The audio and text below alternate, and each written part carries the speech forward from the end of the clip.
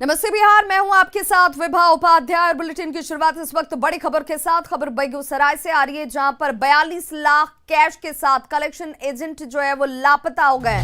Bank में पैसा जमा करने के लिए निकला था एजेंट, जो लापता होने की जानकारी सामने आती हुई। प्राइवेट कंपनी का कर्मचारी था गौरव कुमार। बैंक में पैसा जो है वो जमा करने के लिए घर से निकला, लेकिन बैंक तक नहीं पहुंचा। परिजनों ने अपहरण की आशंका जाहिर की है। नगर थाना क्षेत्र के कचहरी रोड का यह मामला, जहां 42 लाख रुपए कैश के साथ एजेंट लापता हो गया है। परिजनों की तरफ से अपहरण की आशंका जाहिर की जाती हुई। इसी कंपनी में कार्यरत 16 वाजिद को के लिए बेगूसराय निकला। कैश कलेक्शन का काम करता था वो रेडियंट कंपनी में। तो कैश उनके पास, उनके सहयोगी बताए कि 42.5 लाख रुपया उनके पास में था। ना कैश जमा हुआ उनका, ना उनका पता है। उनके सहयोगी जब हमारे घर में कॉल करके बताए कि अभी तक कैश जमा नहीं हुआ और उनका फ़ोन बंद है, हम लोग फ़ोन लगातार उनको ट्राई करते रहे, लेकिन उनका ना फ़ोन लग रहा है ना उनका। और सहयोगी संतोष हमारे साथ इस वक्त ज्यादा जानकारी के साथ फोन लाइन पर जुड़ गए हैं बेगूसराय से। संतोष, पुलिस की तहकीकात क्या कहती है? एजेंट आखिर गायब कहाँ हो गया? बैंक में जमा कराने के लिए निकलता है, घर से निकला, बैंक तक नहीं पहुंचा। क्या कोई जानकारी अभी तक पुलिस के हाथ लगी है? जी विभा, देखिए अभी तक जहां तक पुलिस की जानकारी की बात है, अभी तक पुलिस के हाथ बिल्कुल खाली हैं। और हालांकि पुलिस के अनुसार तहकीकात चल रही है और जो है इसकी जांच की जा रही है। आखिर जो है वो प्राइवेट कंपनी से जहां वो कार्यरत थे वहां से पैसा लेने के बाद जब वो बैंक में जमा कराने के लिए निकले, और जो इनका कंपनी है और बैंक की दूरी महज 300 मीटर से भी कम है, तो इस बीच में वो कहाँ लापता हो गए? आखिर क्या माजरा हुआ है? या किसी ने अपहरण किया है या फिर कोई दूसरा बात है? पुलिस सारे मामलों की तहकीकात कर रही है, लेकिन अभी तक पुलिस जो है किसी ठोस पर नहीं पहुंची है जो आखिर कहाँ गया है ये सौरभ कुमार जी। संतोष, जिस जगह से पैसे कलेक्ट किए गए और जहां तक पहुंचना था, उस दौरान सीसीटीवी कैमरे हैं क्या? इसे लेकर पुलिस अपनी जांच कर रही है क्या? क्योंकि ये पता करना कि ये शख्स यहां से निकलकर वहां तक पहुंचा क्यों नहीं, पुलिस की तहकीकात में ये तमाम बिंदु काम आ सकते हैं। क्या इस दृष्टिकोण से भी जांच होती हुई? जी बिल्कुल, क्योंकि ये प्रमुख जगह है बेगूसराय जिले का। ये दोनों ही जगह प्रमुख है, जहां एसबीआई का ये मेन ब्रांच है और जहां इनका कंपनी का जो कार्यालय है, दोनों ही प्रमुख जगह है। और हर जगह सीसीटीवी कैमरे लगे हुए हैं। क्योंकि कल शाम में परिजनों के द्वारा एवं बैंक कर्मियों के द्वारा इसकी जानकारी दी गई है, उस वक्त से पुलिस सारे बिंदुओं पर जांच कर रही है और सीसीटीवी फुटेज को भी खंगालने का प्रयास कर रही है। संतोष, परिजनों ने अपहरण की आशंका भी जाहिर की है, तो क्या उन्होंने किसी पर कोई शक शुबा जाहिर किया है, कोई अंदेशा जाहिर किया है? जी नहीं, परिजनों के अनुसार चूंकि उन लोगों को किसी बात का पता नहीं है, वो सिर्फ शंका जाहिर कर रहे हैं। क्योंकि एक बड़ी रकम थी, 42,50,000 रुपए की रकम थी उनके पास, तो परिजनों को आशंका है कि इस रकम की वजह से ही उनका अपहरण हुआ है। हालांकि जो कर्मी हैं, इनके कार्यालय के जो कर्मी हैं, वो सारे बिंदुओं पर उन लोगों के द्वारा भी आवेदन दिया गया है और उन लोगों ने भी अपहरण के साथ साथ और भी कई शंकाएं जाहिर की हैं। चलिए, बहुत बहुत शुक्रिया संतोष इस तमाम जानकारी के लिए। मधुबनी के हरलाखी थाना क्षेत्र में 15 साल की लड़की के साथ पड़ोसी युवक ने दुष्कर्म की कोशिश की। लड़की की शिकायत पर हरलाखी पुलिस ने मामले की तहकीकात शुरू कर दी है। परिजनों का यह कहना है कि उनकी लड़की घर के पास ही चापाकल पर बर्तन धो रही थी और इसी दौरान पड़ोस में रहने वाले मोहम्मद मुख्तार नामक युवक ने उसके साथ दुष्कर्म की कोशिश की। बच्ची के शोर मचाने पर आरोपी मौके से फरार हो गया। बताया जा रहा है कि आरोपी ने लड़की के परिवार वालों को पुलिस में शिकायत करने पर जान से मारने तक की धमकी दी है।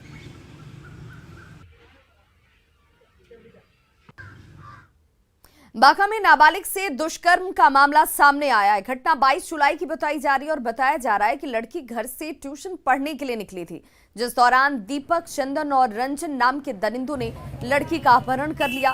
पीड़ित ने दीपक नाम के युवक पर दुष्कर्म का आरोप भी लगाया है।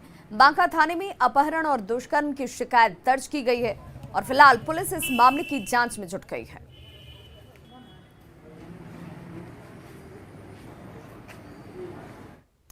अगली खबर गया से, जहां फतेहपुर के बदुआ गांव में नीच के पेड़ के अचानक से आग लग जाती है और पिछले साल बरसात में भी इस पेड़ में अचानक से आग लग गई थी। पेड़ में तो ये देखिए नीम का पेड़ जिसमें अचानक से ये आग लगती है और ये वाकया जो है ये पहली बार नहीं हुआ, इससे पहले भी हो चुकी है। खबर के बाद बड़ी संख्या में लोग इसे देखने के लिए जरूर जुट गए।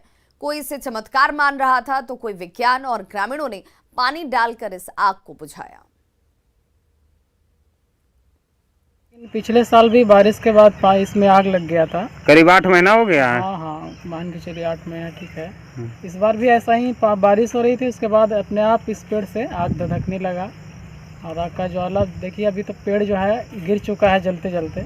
अभी कैसे आग लगता है, किस वजह से, ये तो जांच का विषय है।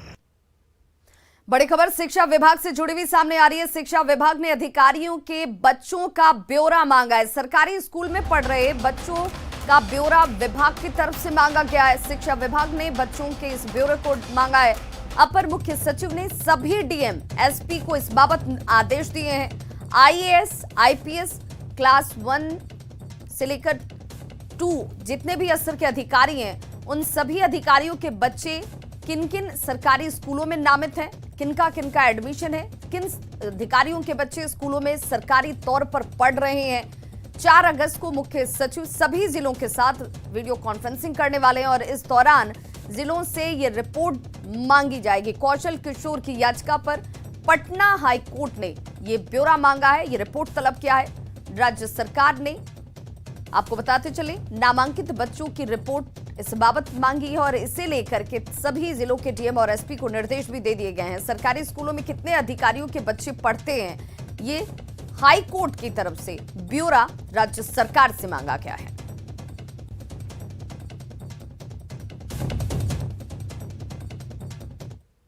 और देखिए, अपने बिगड़े बोल और अजब गजब कारनामे से अक्सर सुर्खियों में रहने वाले जेडीयू विधायक गोपाल मंडल ने शिव मंदिर में हाई वोल्टेज ड्रामा किया।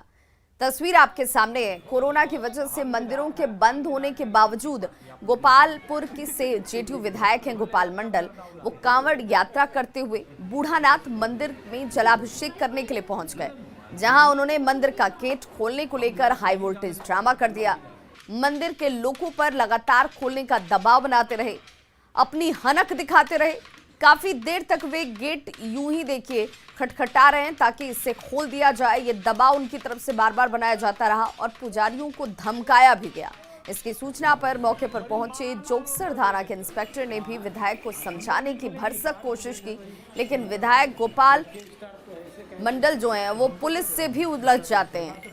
उनकी बात भी वो सुनने को तैयार नहीं थे। अंत में उन्होंने अपना रौब दिखाया। मंदिर का गेट खुलवाने के बाद पूजा करके ही गोपाल मंडल जो हैं वो माने। हम विधायक हैं लाठी पार्टी, आप लोग नहीं जब खुलेगा तब गर्दा उड़ा नहीं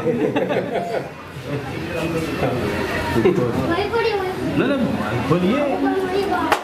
हम नहीं जाने देंगे, फाटक में नहीं जाएंगे।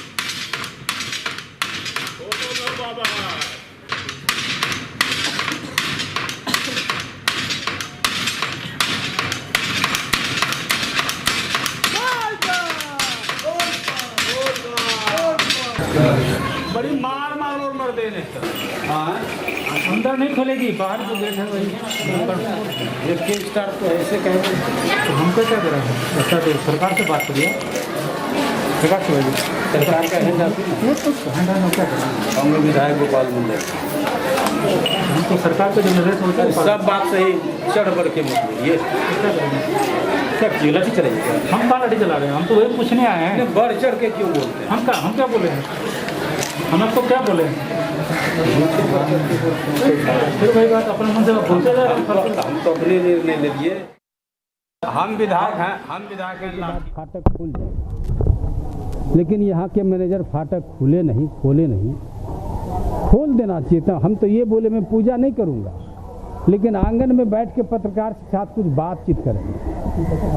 लेकिन गिरगिराने के बाद भी, उसके बाद एक जमदार आए, हमसे रोब में बात किया। वो जमदार ने, अब पूछ लीजिएगा कौन जमदार है, रोब में तैस में बात करने लगा। तभी हम चूँकि पूजा पर थे, नहीं तो तैसगिरी तो तुरंत हम निकालते हैं। अपना परिचय बताया कि हम गोपाल मंडल हैं। सब जो है से उनको मैंने सम्मान के साथ जो है सारी बात जो है से उनको अर्चना पूजा अर्चना कराए हैं। मंदिर बंद है?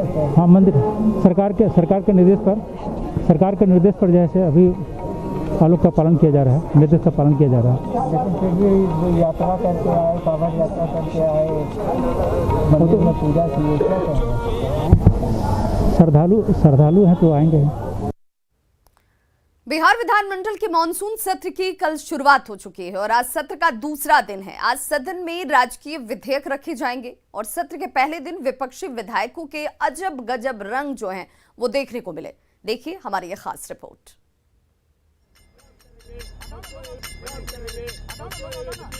बिहार विधानमंडल के मानसून सत्र के पहले दिन ही परिसर का नजारा बदला नजर आया। विपक्षी नेताओं के तेवर ने ये भी एहसास करा दिया कि छोटे सत्र में विपक्ष बड़ा हंगामा करने की तैयारी कर चुका है। आमतौर पर नारों की तख्ती और विरोध प्रदर्शन से अलग हेलमेट लगाकर झाल बजाते सदन में पहुंचे आरजेडी विधायक सतीश दास ने मीडिया अटेंशन लिया और जता दिया कि बजट सत्र में 23 मार्च को सदन में विधायकों के साथ मारपीट की घटना को विपक्ष आसानी से छोड़ने वाला नहीं है। पिटाई हुई थी? हाँ, हमको पिटाई हुई थी। हाँ। और इसीलिए हम अपनी सुरक्षा के लिए हम हेलमेट लेकर के आए हैं। हाँ। और कि हम सरकार पे हमको विश्वास नहीं है, भरोसा नहीं है। अगर सरकार वाकई में माननीय के प्रति गंभीर होती तो जितने भी दोषी थे, फुटेज आप लोग के भी पास था, आप लोग पर भी पीटा गया, आप लोग को भी पीटा गया था, तो उन तमाम फुटेज पे जो दोषी लोग थे, जो बड़े पदाधिकारी थे, जिनके बुलावे पे वो तमाम पुलिसकर्मी आए थे, सबसे पहले उनको बर्खास्त किया जाता, उसके बाद छोटे छोटे पुलिसकर्मियों पर कार्रवाई होती। पिछले सत्र में हुई मारपीट मामले में अब तक हुई कार्रवाई से विपक्षी खेमा संतुष्ट नहीं है और सदन में हुई घटना का विरोध जताने के लिए विपक्षी विधायक काला मास्क लगाकर विरोध जताने सदन में पहुंचे। काले मास्क में सदन पहुंचे नेता प्रतिपक्ष तेजस्वी यादव ने अधिकारियों पर भी भड़ास निकाली। हमको आसन पे पूरा भरोसा है कि जो दाग लगा है तो उस दिन का वो धोने का मौका जरूर मिला। पहन के आए हैं, काला मास्क पहन के आए हैं, काले दिन का याद दे। भाई विधायकों का मान सम्मान नहीं रहेगा लोकतंत्र के मंदिर में तो कौन पूछने वाला है? ये अधिकारी लोग, हम लोग तो लाखों लोग चुन के भेजते हैं और ये अधिकारी लोग जाट लात घुसा से मार के विधानसभा में वो करेंगे क्या? भले ही सदन का मानसून सत्र शुरू हो चुका है, लेकिन विपक्षी विधायक बजट सत्र की घटना से आगे नहीं बढ़ रहे हैं। सदन के बाहर तमाम विपक्षी दलों ने पिछले सत्र में मारपीट और महंगाई के मुद्दे पर विरोध प्रदर्शन किया। विधानसभा में एक इतिहास बना कि जनप्रतिनिधियों पर बेरहमी से, अपमानजनक ढंग से उनके साथ व्यवहार किया गया और पिछला जो बिल था उस बिल को पुलिस के बंदूक के नोक पर यहाँ पास कराया गया। इस तरह के गैर प्रजातांत्रिक अप्रोच जो सरकार की रही है उसके विरुद्ध यह प्रदर्शन है। विपक्ष के विरोध प्रदर्शन से अलग सत्र के पहले दिन दिवंगत आत्माओं, कोरोना से मरने वाले डॉक्टरों और अन्य लोगों को श्रद्धांजलि देने के साथ ही पहले दिन की कार्यवाही मंगलवार 11 बजे तक के लिए स्थगित कर दी गई। सत्र के पहले दिन एलजेपी विधायक राजकुमार सिंह के जेडीयू में विलय के साथ ही सदन के पटल पर वित्तीय वर्ष 2021 से 22 का पहला अनुपूरक बजट रखा गया। इसके साथ ही 2 अन्य राजकीय विधेयक भी पेश किए गए। न्यूज़ 18 के लिए पटना से शैलेंद्र के साथ अमित कुमार की रिपोर्ट। बिहार विधानमंडल में विपक्ष को माकूल जवाब देने, सदन को सुचारू रूप से चलाने की रणनीति पर चर्चा करने के लिए कल शाम बीजेपी विधानमंडल दल की बैठक हुई। पटना में पार्टी कार्यालय के अटल सभागार में करीब 2.5 घंटे तक चली बैठक में मॉनसून सत्र पर चर्चा की गई। सभी विधायकों और विधान पार्षदों से 7 विधेयकों के दौरान अनिवार्य रूप से उपस्थित रहने को कहा गया। विपक्ष के रवैये पर सत्ता पक्ष की सकारात्मक भूमिका पर भी इस बैठक में चर्चा की गई। विधानसभा अच्छे से चले, विधान परिषद अच्छे से चले, इसके विस्तृत चर्चा सभी माननीय विधायकों और विधान पार्षदों से हुई है। सरकार बहुत महत्वपूर्ण बिल लाने जा रही है और उन सभी बिल को एक अच्छे वातावरण में पास हो, इसका भी हम लोग सब प्रयास करेंगे। और एनडीए शासन में जो भी हमारी उपलब्धियां रही हैं उन सबों की एक विस्तृत चर्चा सभी के सामने हुई है। आगामी जो 4 महत्वपूर्ण दिन है जिसमें हमारे 7 विधेयक हैं जिसको पारित होना है और उस संबंध में सभी सदस्य उपस्थित रहें और बिल पारित हो, जिससे कि जो विधायी और संसदीय कार्य हैं वो बेहतर ढंग से संपन्न हो। तो कुछ और खबरों के साथ जल्द होंगे वापस, बने रहिए हमारे साथ।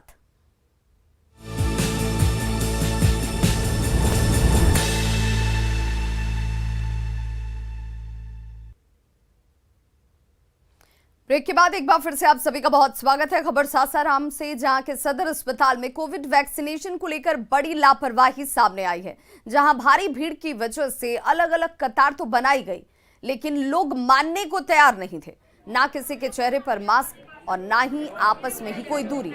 ऐसे में ग्रामीण खुद कोरोना को अपने दोनों हाथों से आमंत्रित कर रहे हैं। हम इन तस्वीरों को देखकर आपको साफ साफ ये अंदाजा लग रहा होगा कि टीका केंद्र में जिस कदर ये भीड़ है, इस भीड़ में लोगों की तरफ से की जा रही लापरवाही सब पर भारी पड़ सकती है।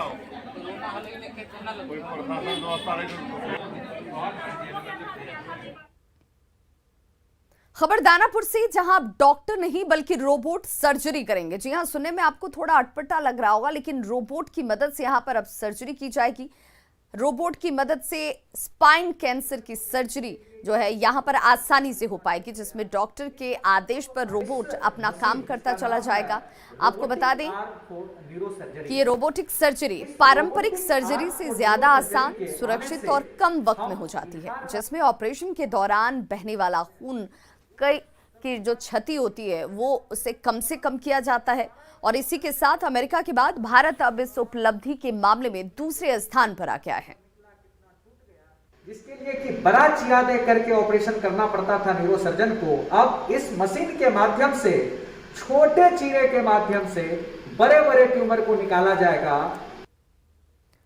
रिलायंस फाउंडेशन ने अपने कर्मचारियों और उनके परिजनों को कोरोना वैक्सीन की 10 लाख से ज्यादा डोज लगवाई है। फिलहाल रिलायंस के 98% कर्मचारी कोरोना वैक्सीन का कम से कम 1 डोज ले चुके हैं।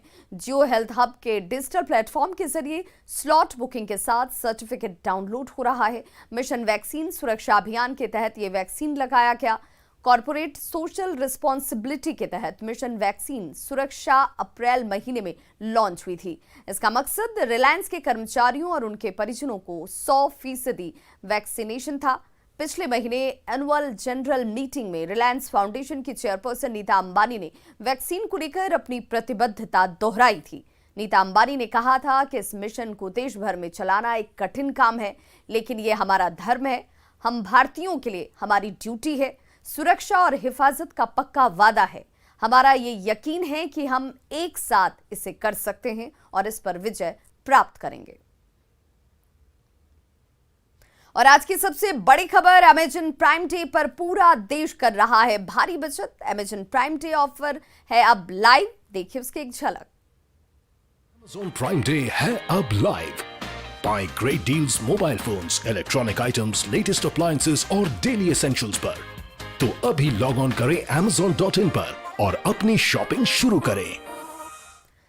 क्या सैनिटाइजर हानिकारक है? क्या टीके आपके डीएनए को संशोधित करते हैं? क्या टीकाकरण आपको कोविड-19 से संक्रमित कर सकता है? क्या ये कुछ सवाल आपके भी मन में है? खैर, अब एक जगह है जहां आपके सभी प्रश्नों के उत्तर दिए जा सकते हैं और ये सब कुछ है आपके फोन पर। नेटवर्क 18 और फेडरल बैंक के राष्ट्रव्यापी वैक्सीन जागरूकता अभियान के तहत कोविड-19 के खिलाफ Sanjeevani a shot of life Sanjeevani WhatsApp helpline शुरू की गई है। आपको बस 7977773753 नंबर पर व्हाट्सएप करना है और आपको तुरंत अपने उत्तर प्राप्त होंगे। जानकारी जिसे जांच और क्रॉस चेक किया गया है। तो आगे बढ़ें, कोविड-19 पर अपने प्रश्नों को व्हाट्सएप करें और अपनी जरूरत की सभी जानकारी प्राप्त करें। संख्या है 7977773753।